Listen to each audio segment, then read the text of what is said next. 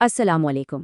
کبھی سوچا ہے کہ ایسا کیوں ہوتا ہے کہ ہم کہتے کچھ ہیں اور سامنے والا سمجھ کچھ اور جاتا ہے؟ آج ہم روزمرہ کی کمیونیکیشن میں اسی گیپ کو سمجھنے کی کوشش کریں گے اور دیکھیں گے کہ کیسے پرسپیکٹیو میں ایک چھوٹی سی تبدیلی ہماری ساری بات چیت کو بدل سکتی ہے۔ چلیں ایک مثال سے شروع کرتے ہیں۔ ذرا ایک لمحے کے لیے سوچیں کہ یہ الفاظ آپ کو کسی بہت قریبی شخص سے سننے کو ملیں۔ ایک دم سے کیسا لگے گا؟ دل میں ایک چبھن سی ہوتی ہے، ذہن الجھ جاتا ہے کہ بھائی آخر میری غلطی کیا ہے؟ بس یہی وہ لمحہ ہے جہاں اکثر رشتے اور کانورسیشنز پٹری سے اتر جاتے ہیں۔ جب ہم ایسے الفاظ سنتے ہیں نا جن کے کئی مطلب نکل سکتے ہیں، ایمبیگیوس الفاظ، تو ہمارا دماغ فوراً خالی جگہوں کو پر کرنے کے لیے ایک کہانی بنانا شروع کر دیتا ہے۔ اور پتہ ہے یہ کہانی کہاں سے آتی ہے؟ یہ ہمارے ماضی کے تجربات، پرانے زخموں اور ہماری اپنی انسیکیورٹیز سے بنتی ہے۔ آئیے دیکھتے ہیں کہ یہ ہوتا کیسے ہے۔ یہاں سے کہانی شروع ہوتی ہے۔ بس یہ دو لفظ سنیں، گئی گزری۔ اب بظاہر تو یہ صرف دو لفظ ہیں نا، لیکن ان کے اندر پورا ایک طوفان چھپا ہوتا ہے۔ اب ہوتا یہ ہے کہ ہمارا دماغ وہ ان لفظوں کو اکیلے نہیں دیکھتا، وہ فوراً اپنی پوری میموری کی ہارڈ ڈرائیو کو کھنگالنا شروع کر دیتا ہے اور ان لفظوں کو ماضی کے ہر تلخ تجربے، ہر منفی لیبل، ہر پرانے زخم سے جوڑ دیتا ہے۔ اور نتیجہ کیا نکلتا ہے؟ ہم فوراً بدترین کنکلوژن پر پہنچ جاتے ہیں۔ گئی گزری کا مطلب دماغ فوراً ترجمہ کرتا ہے، میں نالائق ہوں۔ یہ شاید وہی لیبل ہے جو ہمیں بچپن میں کسی نے دیا تھا اور وہ آج بھی ہمارے ذہن پر حاوی ہے۔ اور بس وہ کہانی جو دماغ نے بنائی تھی وہ پکی ہو جاتی ہے، میں نکمی ہوں، کسی کام کی نہیں۔ اور دیکھیں، مس کمیونیکیشن کی سب سے بڑی وجہ یہی ہے، چاہے دفتر میں باس کے ساتھ کوئی مس انڈرسٹینڈنگ ہو یا گھر میں میاں بیوی کی بات ہو، ہم اکثر سامنے والے شخص کو جواب نہیں دے رہے ہوتے، بلکہ اپنے دماغ میں چلنے والی اس کہانی پر ریئیکٹ کر رہے ہوتے ہیں۔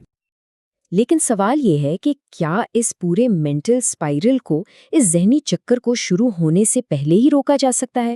کیا کوئی ایسا طریقہ ہے جو غصے کو تجسس میں بدل دے؟ جی بالکل ہے، اور حل صرف ایک سوال میں چھپا ہے۔ بجائے اس کے کہ ہم اپنی بنائی ہوئی کہانی پر یقین کر لیں، اگر ہم صرف یہ پوچھ لیں آپ کا اصل میں کیا مطلب تھا، یہ وہ لمحہ ہے جب ہم جذباتی ری ایکشن سے نکل کر ایک ایکٹیو، ایک کیوریس انکوائری کی طرف بڑھتے ہیں۔ اور یقین کریں، یہ ایک سوال کسی بھی بڑے جھگڑے کو شروع ہونے سے پہلے ہی ختم کر سکتا ہے۔ تو آخر اس ایک سوال میں ایسی کیا طاقت ہے؟ اسے سمجھنے کے لیے ہمیں زبان اور معنی کے ایک بہت ہی دلچسپ کانسیپٹ کو سمجھنا ہوگا۔ دیکھیں، زبان میں دو طرح کے الفاظ ہوتے ہیں۔ ایک ہوتے ہیں محکم، یعنی کلیئر کٹ، جیسے چاند، سورج، پانی۔ ان کا ایک ہی ٹھوس مطلب ہے، کوئی کنفیوژن نہیں۔ لیکن پھر آتے ہیں متشابہ الفاظ، یعنی ایمبیگوس، جیسے اچھا، مہذب، نالائق۔ اب ان کا کیا مطلب ہے، یہ تو بولنے والے کی نیت اور کانٹیکسٹ پر ڈیپینڈ کرتا ہے نا؟ اور یہیں پر ایک زبردست کانسیپٹ آتا ہے جسے کہتے ہیں مصداق۔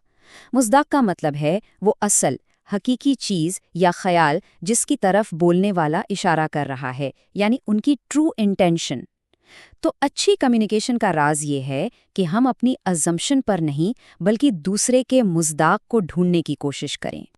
چلیں اس کو ایک بہت ہی آسان سی مثال سے سمجھتے ہیں۔ جب کوئی ماں کہتی ہے میرا بیٹا تو چاند ہے، تو کیا اس کا مطلب یہ ہوتا ہے کہ وہ آسمان والا چاند ہے؟ نہیں نا، یہاں چاند کا مصداق ہے ایک بہت پیارا، خوبصورت بچہ۔ اب دیکھیں، شاعری میں تو ہم یہ بہت فوراً سمجھ جاتے ہیں، لیکن روزمرہ کی لڑائیوں میں، غصے میں ہم بھول جاتے ہیں کہ ہر کسی کے الفاظ کا ایک مصداق ہوتا ہے۔ تو ٹھیک ہے، کانسیپٹ تو سمجھ آ گیا، لیکن جب غصہ چڑھا ہو، ایک ہیٹڈ آرگیومنٹ ہو رہی ہو، تب اسے اپلائی کیسے کریں؟ چلیں اس کے کچھ پریکٹیکل سٹیپس دیکھتے ہیں۔ اگلی بار جب بھی ایسی کوئی سچویشن بنے تو بس یہ 4 آسان سٹیپس یاد رکھیں۔ Step 1، pause and breathe. سب سے پہلے رک جائیں، ایک لمبی سانس لیں اور اپنے جذباتی ری ایکشن کو وہیں روک دیں۔ Step 2، get curious not furious. غصہ ہونے کے بجائے تجسس پیدا کریں، یہ مان لیں کہ آپ کو مطلب نہیں پتا۔ Step 3، ask to understand. سیدھا سادہ پوچھیں، جب آپ نے یہ کہا تو آپ کا اصل مطلب کیا تھا؟ And step 4، lesson for the مصداق۔ اب جو جواب آئے اسے اپنی کہانی سننے کے لیے نہیں بلکہ ان کی اصل نیت، ان کا مصداق جاننے کے لیے سنیں۔ اب واپس اپنی پہلی مثال پر چلتے ہیں، گئی گزری۔ ہمارا ازیومڈ میننگ کیا تھا؟ میں نالائق ہوں، بیکار ہوں۔ لیکن بولنے والے کا اصل مصداق، ان کی اصل نیت کیا ہو سکتی تھی؟ ہو سکتا ہے وہ کہنا چاہ رہے ہوں کہ مجھے دکھ ہوا کہ تم نے وہ کام نہیں کیا، یا شاید وہ فکر مند ہوں اور کہہ رہے ہوں کہ تم کچھ دنوں سے پریشان لگ رہے ہو، یا ہو سکتا ہے وہ صرف یہ کہنا چاہ رہے ہوں کہ مجھے تمہاری فکر ہو رہی ہے۔ تو دیکھا آپ نے، یہ جو ازمپشن اور ریالٹی کے بیچ کا گیپ ہے نا، زیادہ تر لڑائیاں، زیادہ تر جھگڑے اسی گیپ میں پیدا ہوتے ہیں۔ جب تک ہم ہمت کر کے سوال نہیں پوچھتے، ہم اپنے ہی بنائے ہوئے وہم اور سایوں سے لڑتے رہتے ہیں۔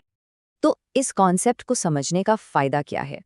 فائدہ یہ ہے کہ یہ ہمیں ایک نئی طاقت دیتا ہے، ایک ایسی طاقت جو ہمیں ہر بات پر ریاکٹ کرنے والے انسان سے ایک سمجھدار کمیونیکیٹر بناتی ہے۔ تو آج کی ساری بات چیت کا خلاصہ کیا ہے؟ پہلی بات، ہمارا دماغ پرانے زخموں کی وجہ سے فوراً منفی کہانیاں بناتا ہے۔